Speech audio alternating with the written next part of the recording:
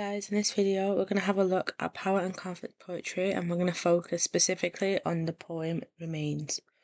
So Remains was written by Simon Armitage and it was written in 2008 based on the true stories of soldiers returning from modern conflicts like the Iraq War.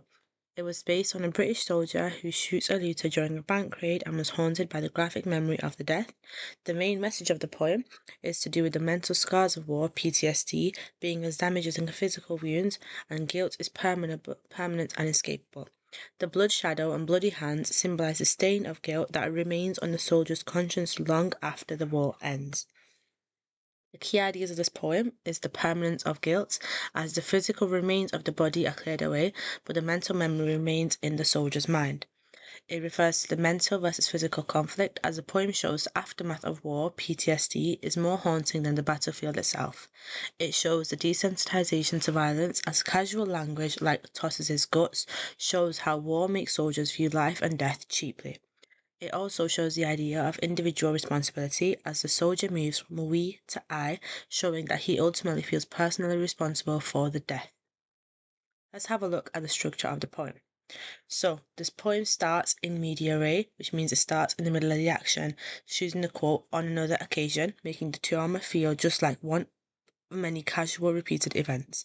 Its colloquial and anecdotal tone, showing the use of slang and casual language such as legs it and tosses his guts, shows how soldiers are forced to trivialize the violence to cope.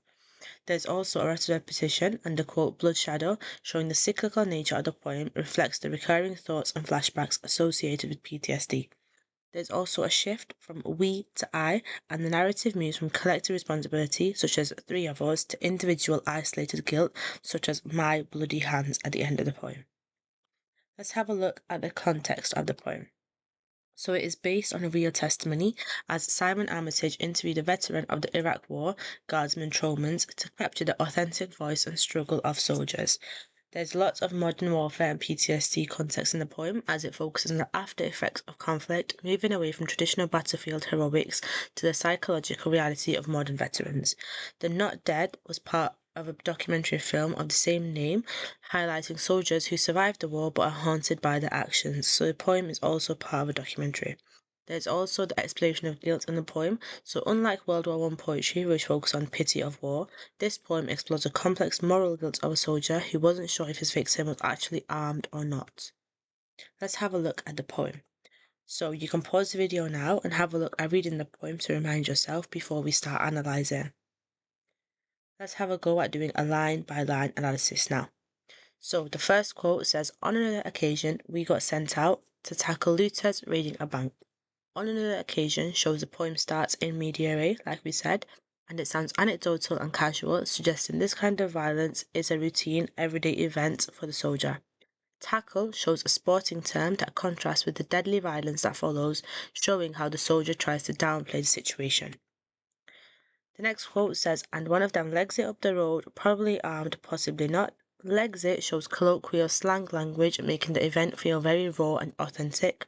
Probably armed, possibly not is the most important phrase of this poem, as the doubt creates the moral grey area that fuels his later guilt and PTSD. The quote, well, myself and somebody else are all of the same mind, shows syntactic parallelism, and the repetition of somebody else shows how the soldiers blend together as a group to share the blame, avoiding individual responsibility.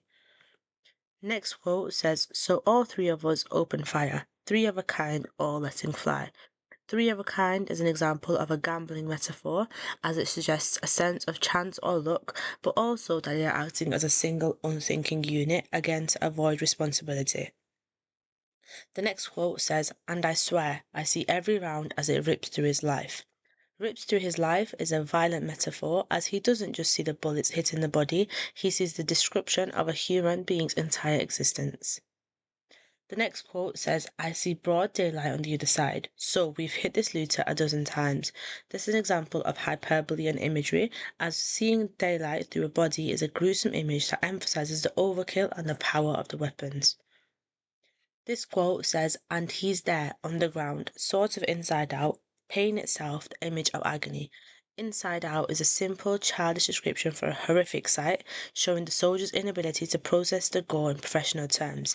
They're using slang here to cover up their PTSD and guilt of the situation. One of my mates goes by and tosses his guts back into his body.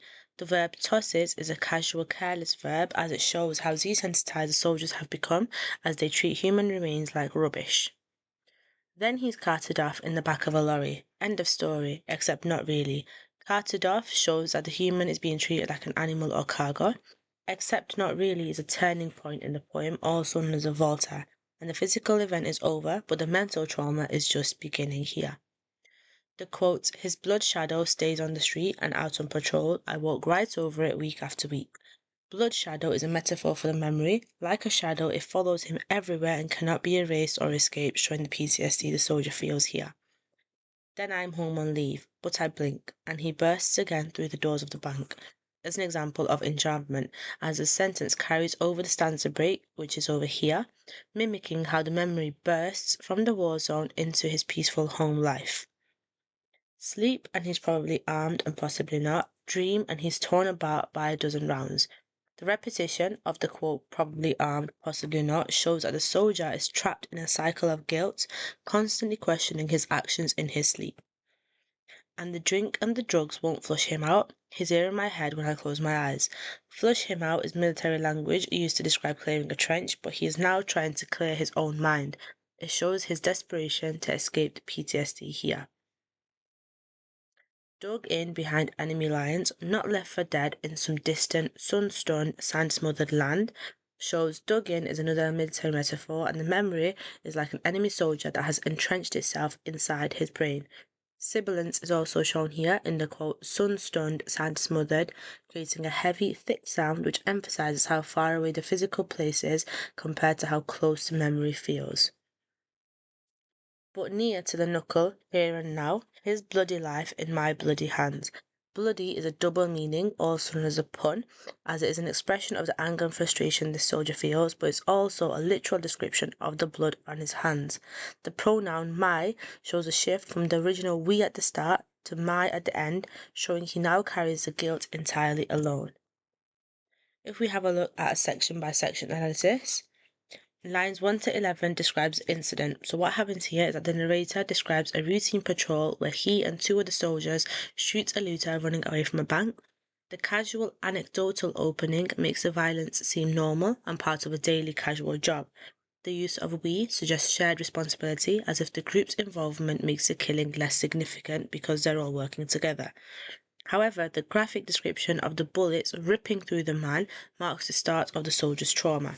The main techniques in this section are in media res with on another occasion, colloquial language with the quote legs it, doubt and repetition with the quote possibly armed, possibly not.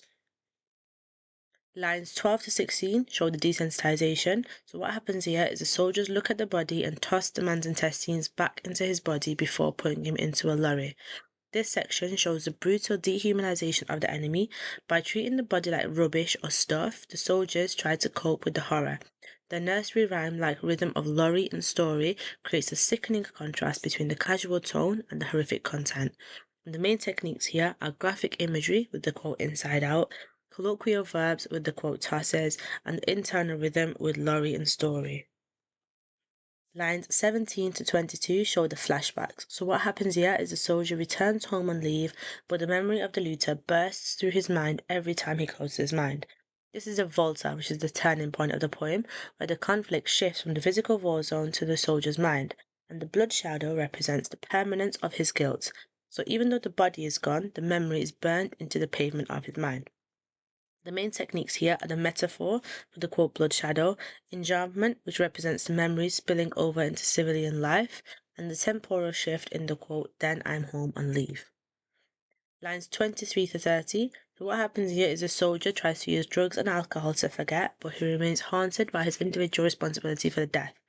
The effect is the shift from we to my shows that the collective responsibility has now vanished. He is now alone in his trauma. The final image of bloody hands suggests that he could never be clean again, feeling as though the blood is literally still on him here and now. The main techniques here are the military metaphor in the quote dug in behind enemy lines, sibilance in the quote sun-stunned, sand-smothered, Allusions and puns in bloody hands represent Lady Macbeth's guilt. So let's have a look at the overall interpretation of the poem. So the overall interpretation is as follows. Simon Armitage's Remains explores the long-term psychological impact of modern warfare, specifically focusing on the trauma of PTSD. The poem uses a conversational tone, graphic imagery, and military metaphors to show that the true remains of wars are not the bodies left behind, but the memories that haunt a soldier's mind. The poem suggests that guilt is permanent and cannot be flushed out by time or substances. By the end, the soldier's shift from the collective we to the individual my reveals that he can no longer escape personal responsibility. He is trapped in a mental conflict where the bloody memory of his actions remains dug in behind his own enemy lines, making peace impossible. So if we're looking at doing a comparison checklist for the essays when we use this poem, we have to make sure we talk about PTSD and memory, as the guilt remains long after the physical battle is over. We have to look at the dehumanization of death as the initial casual treatment of the body versus later emotional torment. We have to look at the shift in responsibility. So we are moving from a shared group action, we, to individual guilt at the end with the pronoun my. We have to look at the mundanity of violence, how routine killing becomes in a war zone before it catches up to the soldier's conscience and leading them to having PTSD. Let's have a look at which poems we can compare with Remains. So we can compare Remains with Bayonet Charge. In terms of similarities, we have the reality of violence, as both poems use graphic, gritty imagery to show the physical mess of war. For example, Tossus's guts versus bullets smacking the belly. Both poems look at the soldier as a victim, as they both focus on individuals who are vulnerable and powerless against the forces of conflict, whether it's a green hedge or a bank raid. They also both start in media res, because they both start mid-action to plunge the reader into the chaos, creating an immediate sense of confusion and pace.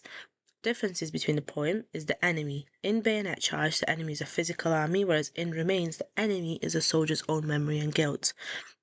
Another difference is the time frame, as Bayonet Charge is about the seconds of a terrifying charge, whereas Remains is about the years of trauma that follow a single event. We can also compare Bayonet Remains with War Photographer. The similarities are the haunting of memories, so both poems show specific images from war zones and how they stay with the person once they return to civilian life. For example, Blood Shadow versus a half-formed ghost. Both poems also talk about the stain of war, as they both use blood as a symbol of permanent impact. For example, Bloody Hands versus Blood Stained into Foreign Dust. They also both talk about distance from home, as they both explore the difficulty of connecting normal life with the horrors seen abroad. Differences between Remains and Photographer are the role of the person. So the soldier in Remains is a participant who caused the death, whereas the photographer is an observer who just captures it. Another difference is the tone, as Remains uses casual colloquial language to show Shoulder's voice, whereas War Photographer uses a more detached, somber and ordered tone. Let's look at some key quotes to revise for Remains. So these are the top 5 quotes I'd recommend. The first one is probably armed, possibly not, showing the central doubt, showing the moral uncertainty that causes his PTSD. The next one is I see every round as it rips through his life, showing present tense and a violent verb, which demonstrates that the memory is vivid and recurring. Tosses his guts back into his body is an example of colloquial casual language, showing how soldiers are forced to be desensitized to gore. The quote, the drink and the drugs won't flush him out, is an example of a military metaphor, showing his desperate, failed attempts to escape the memory. And the last quote, his bloody life in my bloody hands, is an example of an allusion or pun, showing he now carries individual guilt alone, just like Lady Macbeth in Macbeth.